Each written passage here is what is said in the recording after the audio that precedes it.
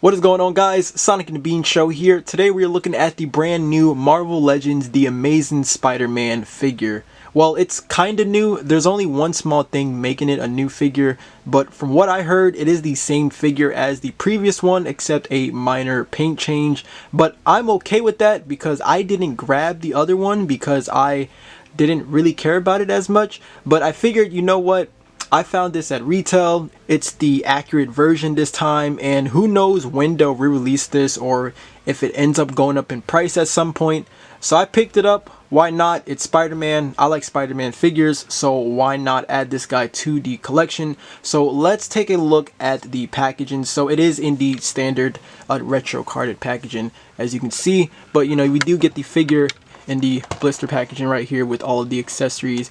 Nice artwork of Peter right there, and of course the Amazing Spider-Man logo right there, and then you got like Marvel web wings and then Hasbro logo right there. So that is the front, and then here is the back of the packaging right here. So we get a bio read, and then the same artwork we seen the Amazing Spider-Man, and pretty much that going on there, and the barcode right there at the bottom. So yeah, that's pretty much all there is right there. So without further ado, let's go ahead and crack this out of the box and take a closer look.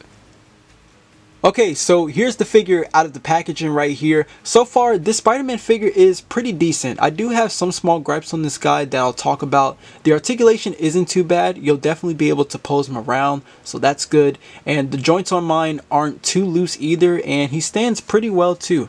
So the big thing I was talking about with the difference with this Spider-Man figure compared to the older one is the symbol, spider symbol right here on the back is just blue this time. The other one was like red, but I don't know what else was different. So I don't know if like the shading of red was different or anything like that. I just know like the biggest change from what I've seen is that the symbol is blue this time. It's not red. So that's pretty much that. But I think everything else from that figure is pretty much the same. It is like still pinless, as you can see, all pinless. So that's pretty much that. But like I said, the figure is okay for me. Like it poses, it stands okay. The web lines aren't too bad in some spots, but everything else is actually okay on this figure. Now the things I do want to talk about though is, well, the web lines, since I think that's probably pretty important on a Spider-Man figure. So the web lines on this guy isn't really too bad. So they of course they continue, as you can see, like just from the butterfly joints, they continue from the shoulder all around, and then of course like to the front, as you can see. So that's fine, and I'm not really having any of that issue anywhere else. There's the boot, and then the feet right there. However, it is happening here on the hands. So the web lines aren't really continuing from where the fingers would be at, or sometimes on the palm, and you're actually seeing that on the other interchangeable hands that this figure comes with. So unfortunately the web lines won't really continue throughout from there, but it is okay like on the shoulders, from the butterfly joints. Like it does continue from there, and from the shoulder right here and the biceps, and of course the elbows too, because sometimes they'll miss the elbows too, but they got it this time. So that's pretty cool right there. Now another weird thing here that's kind of odd, and I'm just going to use this the packaging for a reference. So let me get the packaging right here. But here's the packaging right here. So what's weird is, I'm assuming, of course, this artwork is supposed to be this figure right here, but what's weird is that as you can see, like the symbol on the artwork is a little bit different on this figure, and the belt right here to the waist is a little bit thin. This one's like really thick, as you can see. It's a little better though, like from the back right here, but the front, it is like a lot more thick compared to how this one is. So I thought I would show that off. So I'm not sure why that's like that, but I don't know. I'm not entirely too sure, but I thought I would show it off so you guys can see the difference going on there. Okay, and now for the articulation. So the head is really just on a hinge, so you can have Spider-Man look all the way up but look down like that if you want to break his neck really, but he can look down just like that. You do get a full rotation out of that head. Not really a lot of pivoting, you can kind of get just about there for the pivot for the head, but for the shoulders they get a hinge. It only goes up about here, honestly. It doesn't really go fully horizontal, you just get that much range. And then there are butterfly joints, so it can go back about there, and then forward just about here if you want to do a cross arm body right there. But you do have your full rotation to the shoulder. Of course, you have your bicep swivel, your double jointed pinless elbows, you get that much bend, and then you have a wrist articulation, and then your standard horizontal hinge right there.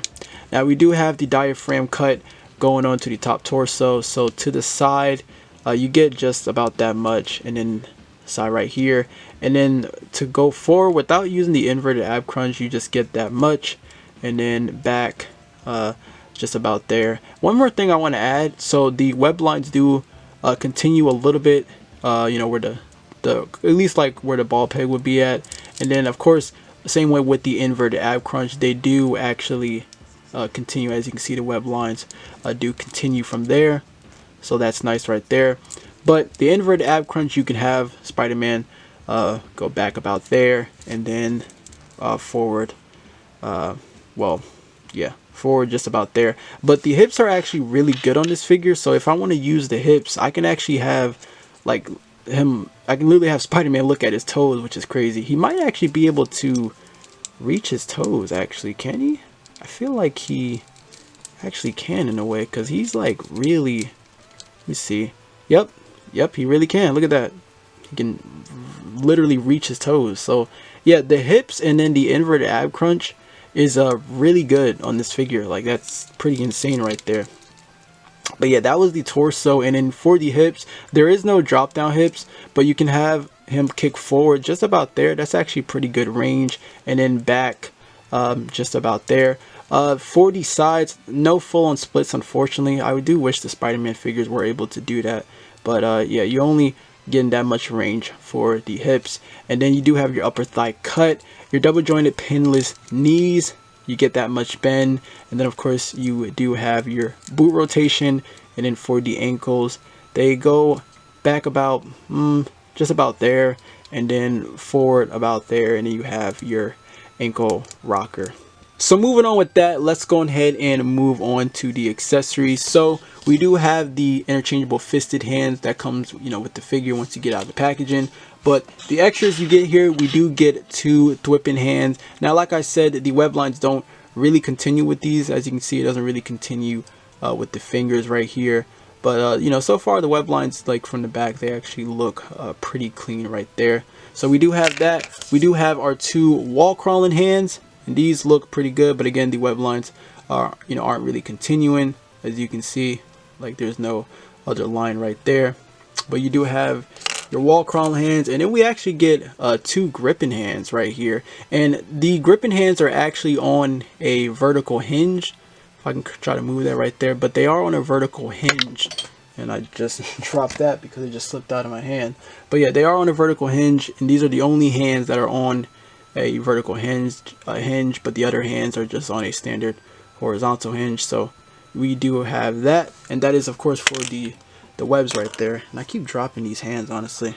But we also have these, you know, these are like the web wings that you can have on to the Spider-Man figure. You have one where, you know, it's basically like more of a relaxed sort of thing, you know, and then the other one is really just while he's like in the air or web swinging, really. So we do have these. And then the other item you have, or the last item really, is, you know, of course, the standard, you know, web line right here that, you know, you get in a bunch of Spider-Man figures, really. You know, you get these a lot.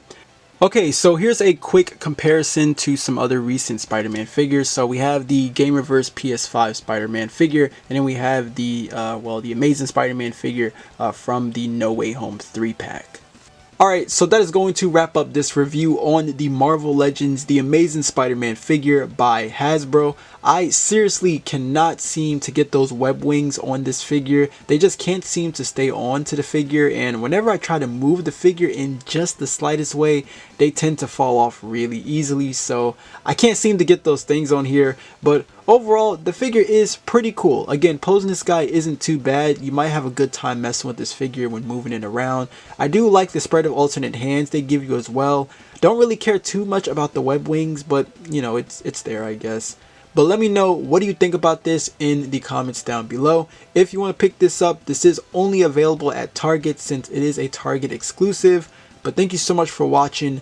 I hope you enjoyed the review. But until then, take care, my friends.